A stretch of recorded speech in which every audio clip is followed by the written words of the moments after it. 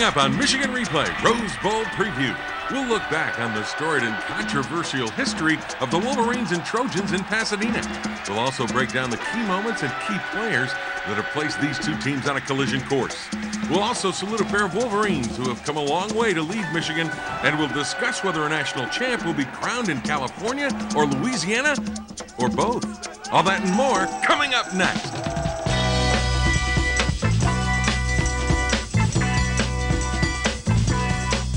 Michigan Replay, Rose Bowl Preview with Lloyd Carr is brought to you in part by The Joy of Pepsi and by Big Boy Restaurants. Big Boy makes you say, oh boy.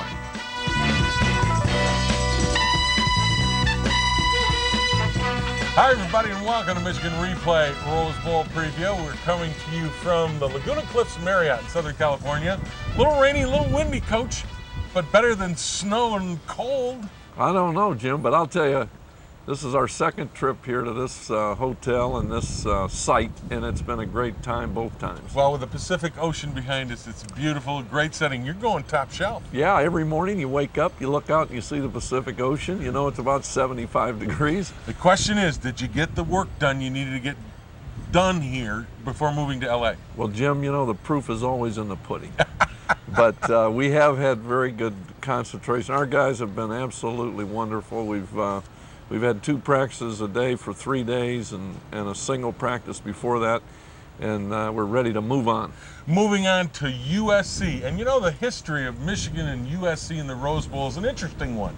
It comes with some unique stories and some controversy. Let's go back and take a look at the Trojans and Wolverines and the granddaddy of them all starting in 1948. Fritz Chrysler's Mad Magicians, led by the Heisman Trophy runner-up Bob Chappius, rolled over USC 49-0. The unique circumstance in the 48 game was that the Michigan win over the Trojans was so impressive, a special Associated Press vote was called after New Year's Day. In that vote, Chrysler's Wolverines leapfrogged Notre Dame in the polls and were named the national champions. After the Wolverines' monumental 24-12 upset over Ohio State in '69, the Rose Bowl in '70 was their prize. But a unique circumstance hurt Michigan in this one. On the eve of the game, Wolverines first-year coach Bo Schembechler suffered a mild heart attack and was in a Los Angeles hospital heavily sedated when the game kicked off. With the team worrying about Bo, the Wolverines turned in an indifferent performance. A 33-yard TD pass from Jimmy Jones to Bob Chandler in the third quarter was the margin of victory for USC in a 10-3 win. Another unique circumstance happened in 1977 when the teams met again. Highly touted Trojan running back Ricky Bell left the game in the first quarter with an injury. His replacement, a freshman named Charles White, ran for over 100 yards and a score. USC quarterback Vince Evans kept Michigan off balance, and in Rob Lytle's final game as a Wolverine, Michigan fell to SC 14-6. Controversy marked the next meeting in 1979. A Charles White dive for the end zone that was called a touchdown in the second quarter actually wasn't. White had clearly fumbled the ball before going in, but the officials completely missed it. USC used the bogus score to build a 17-3 lead. Despite outgaining the Trojans behind the game's co-MVP Rick Leach, who engineered a late comeback on a TD pass to Roosevelt Smith, Michigan fell 17-10. It wasn't until 1989 that these two giants met again in Pasadena, and this one had no controversy. Despite moving up to a 14-3 lead in the first half on 2 Rodney Peete touchdowns, Michigan roared back in the second half to win going away. Demetrius Brown threw for 1 score to Chris Callaway in the Wolverines' 3-touchdown explosion in the final 30 minutes.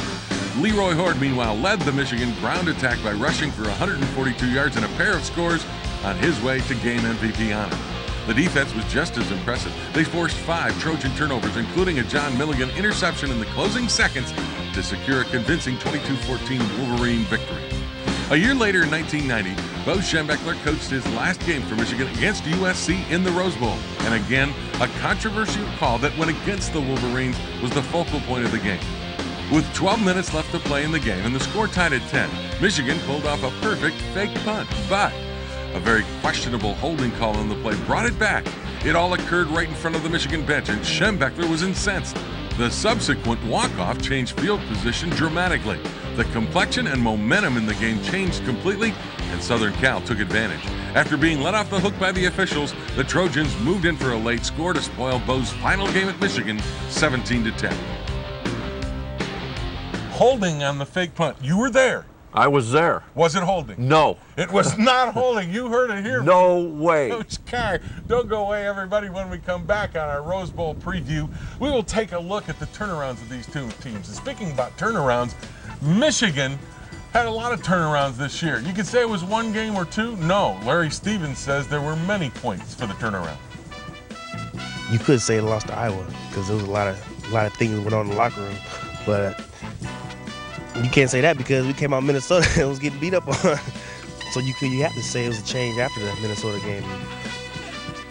Everybody just was tired of just being the ones losing for one play and stuff like that. So everybody just got hungry, and we just started getting hungry and making sure everybody was on the same page. Everybody had that same hunger.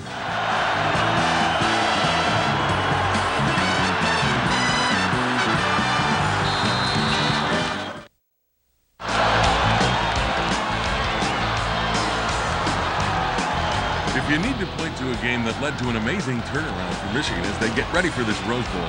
You needn't look any further than the fourth quarter against Minnesota on October 10th. Trailing 28-7 and coming off a pair of losses in their last three games, it looked as though the season was drifting away to disappointment.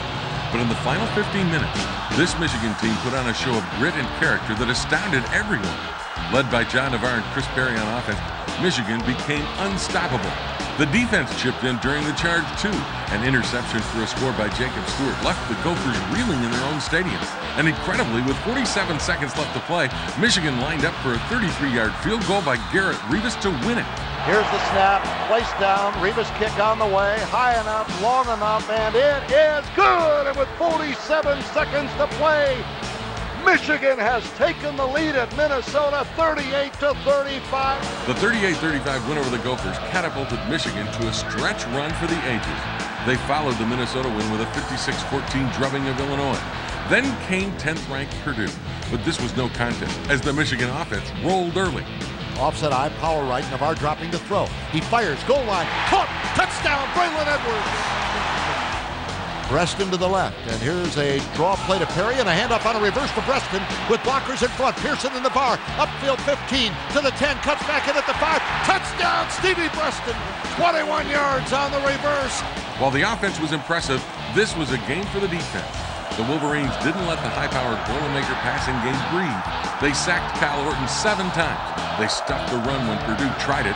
They intercepted a pair of passes, and they even scored their own touchdown in a dominating day at the Big House. Handoff to Jones at left. Fumble! The ball is out at the 2, picked up by Marcus Curry, and he'll walk into the end zone for a Michigan touchdown. The 31-3 final over Purdue put the Wolverines into another big test at highly ranked Michigan State. Against the Spartans, Michigan featured old-fashioned football. They ran it right at them. Chris Perry was the warrior, carrying a record 51 times for 214 yards.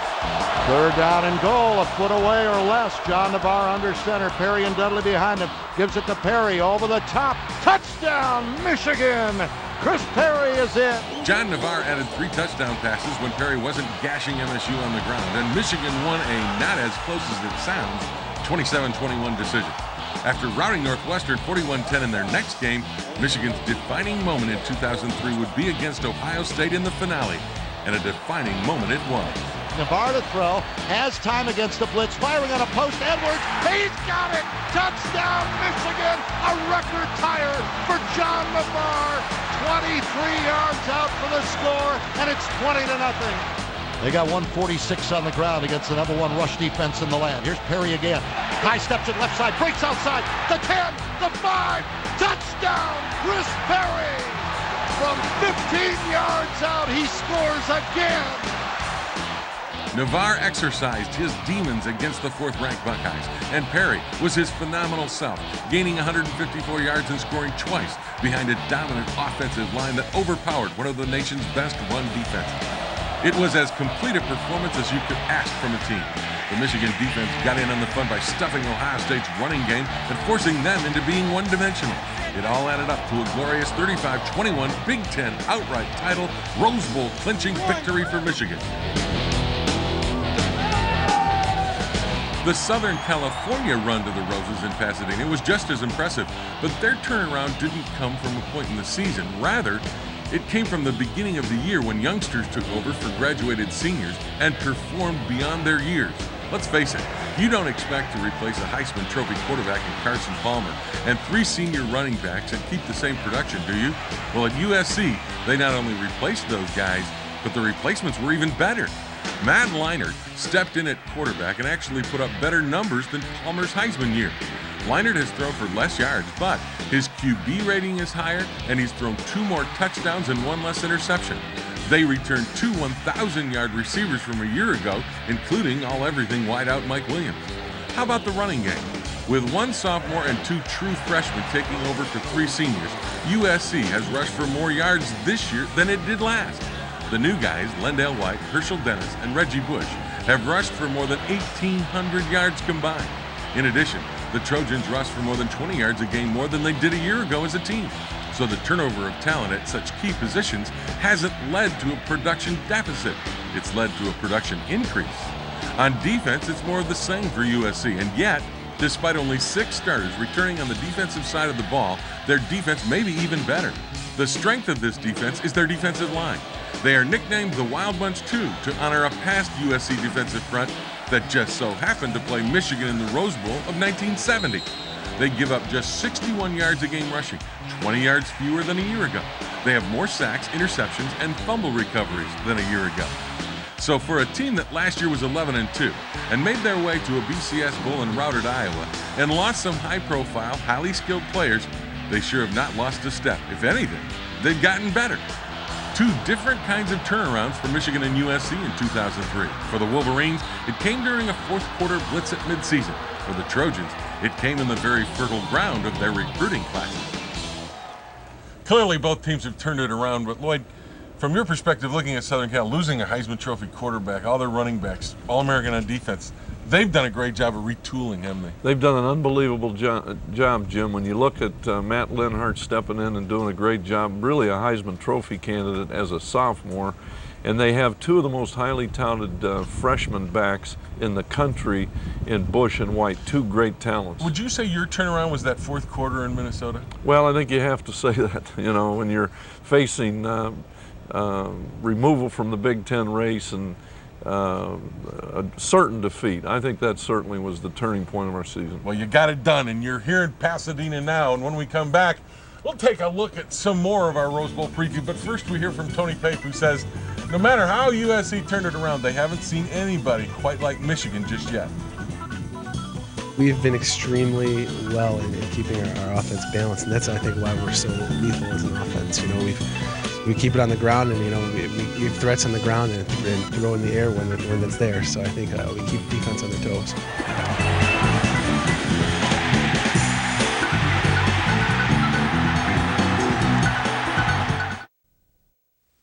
Now, the Les Stanford Chevrolet locker room report. That was going to be a big challenge. You know, they're very explosive on both sides of the ball. You know, we got to go out there. We got to limit them from big plays in order to win the game because they got a lot of weapons. They can get the ball into a lot of different people's hands. Well, there's no question in the world, as you heard from Carl Diggs, USC is formidable. But, Coach, what's your take on all this BCS mess? And are they the best in the country? Well, Jim, I've voted them #1 in the nation, but I think the truth is we've always had controversy in college football going back to the polls, the beginning of the polls back in your day in the 50s. And so... Wait a minute. I was in the you weren't 70s. Around. You weren't around. I was in the I'm 70s. sorry, Jim. Give it a rest. I misspoke. Give it a rest on that one, would you? Well, we're going to have controversy forever, and that's good. Well, the one thing that's interesting is Pete Carroll, the head coach of Southern California, has been saying all the right things in regards to this BCS controversy, where he's rated #1 by the humans and #3 by the machines. We've got an incredible matchup with a great Michigan team. We're the #1 team in America, and we're going to try to hold on to that and be the national champs. So we look at this as the Rose Bowl as the national championship game for us, and I don't think there's any denying that. So I know there's controversy and all of that, but that's kind of what comes along with a system like this, and until you play it off, you're not going to know any better. So we're thrilled about this opportunity. We can't wait to go play that game against Michigan. Carroll certainly took the high road in all of this, and you can understand why. He's already rated #1 by somebody, and if he wins the Rose Bowl, he'll claim the national title. From Michigan's perspective, it's the same story. If they're going to play the nation's #1 ranked team, then it's got to be a game for the national title, right? Why not? First of all, we're given a chance to play USC, who's the #1 team in both human polls. So by us getting a chance to play them, I mean, if they're #1 and we beat them, what does that say about us? So definitely we're looking at it as a chance to get respect, a chance to play a team, and who knows what happens along the BCS lines and the human voters. Something may happen where we might get a shot to share the title, so who knows how it's going to play. So this is definitely a national title game for us too. They can say whatever they want about it. For us, I mean, it's a Rose Bowl and you know, a great place for us to be. So I don't really have a reaction towards it. I mean, obviously it's a great chance for us to play a #1 ranked team in the country. So if we can beat a team that everyone thinks is the best, it says a lot about us and how we end the season. They're the #1 team in the nation, so of course they would say that, and we're proud to be playing the #1 team in the nation. I mean, everybody wants to play the #1 team. You beat the #1 team, you feel like then you're #1. So it's great to be able to play the #1 team in the nation. Well, as a player or as a coach, you can really paint it any way you want to, Lloyd. One thing's for sure, it's a big game. It may be the best game of the bowl season. Jim, when you're playing in the Rose Bowl, it's big. And when you're playing Southern California, who happens to be ranked #1, and you're playing for the Rose Bowl trophy, and a lot of other things in terms of the memories and the legacy that this team can leave, I think you know, that there's enough there to play for, I'll assure you. Well, there's no question about that. When we come back, we'll take a look at two great seniors who will be playing their last game in the maize and blue. But first, we hear from quarterback John Navarre, who says no matter who's ranked #1 or what's riding on this game, what matters most is who's best prepared. We do have a potent offense, and Big Ten is a lot different than the Pac-10, and you know, we're going to have to game plan and work hard as much as we do, but we're going to have our hands full. So they got good defense, but I think it's going to be a challenge for us and for them, and the team that prepares from this point on to the game harder will have the best chance of winning.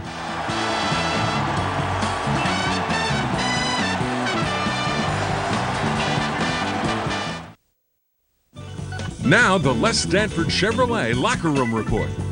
What's in my mind is coming out and performing. You know, just taking it, take this last game in and enjoy it, and then come out and perform well. And so we can be victorious. I'm not really thinking about it being my last game, because if you think about something like that, you get a little bit emotional and get distracted. So I'm just taking it as another game, and I'll reflect on it being my last game after the game's over with. Well, Chris Perry is just one of many seniors who will be playing their final game in this Rose Bowl. But Lloyd, Chris, and John Navarre have been two seniors that have really stood out over their careers for you, haven't they? Jim, you know, you always struggle to be successful, to be good in anything, and I think John Navarre's had his struggles, Chris Perry's had his struggles, you and I have had our struggles, you know, but the truth is there's nothing greater about coaching than to watch two guys become great leaders.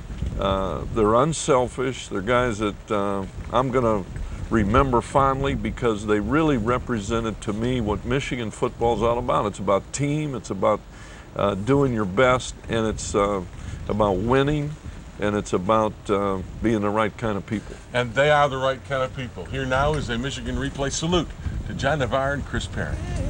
I'll never lose hope, never lose faith. There's much too much at stake. Upon myself, I must depend.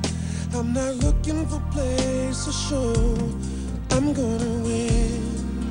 When it's all said and done, my once in a lifetime won't be back again.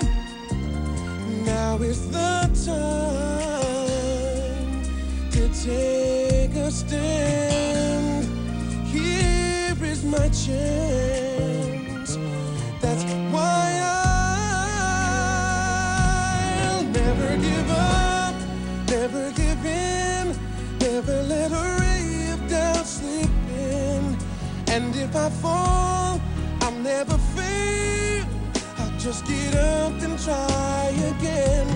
Never lose hope, never lose faith. There's much too much at stake. Upon myself, I must depend. I'm not looking for a place so sure I'm gonna win.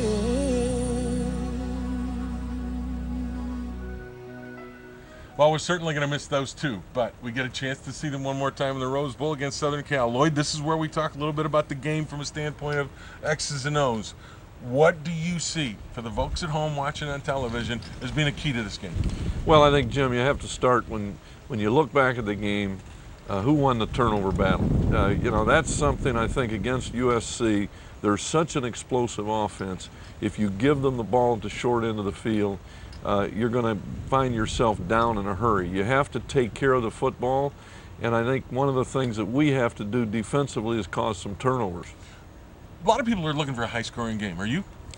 I think that's interesting conversation because both teams are explosive offensively. I think both teams are better defensively than maybe their reputation. So I think it'll come down. There will be a lot of points scored if there are a lot of big plays. Defensively, we got to prevent big plays, and not only defensively but in the kicking game. Right, but since the Minnesota game, the defense has really been good at shutting down the big plays. The other teams have had to go the distance on you, and they haven't gotten big chunks. Well, Jim, the Ohio State game in the second half, they hurt us throwing the football. But my biggest concern is truthfully, this is as fast and athletic an offensive football team as I've seen. So we're not going to shut them down. They're going to get some points, but we have to do some things offensively to counter and then be good in the kicking game. Don't forget the kicking game. Lloyd, I will never forget the kicking game. Neither should you. Good luck. Thanks. Happy New Year. Same to you. And thanks for watching all season long. And everybody out there that's been a faithful Michigan Replay fan, Happy New Year and go blue, everybody. Michigan Replay Rose Bowl Preview has been brought to you by Abso Pure Water, delivering quality bottled water since 1908. By Fifth Third Bank, working hard to be the only bank you'll ever need. And by State Farm, providing insurance and financial services.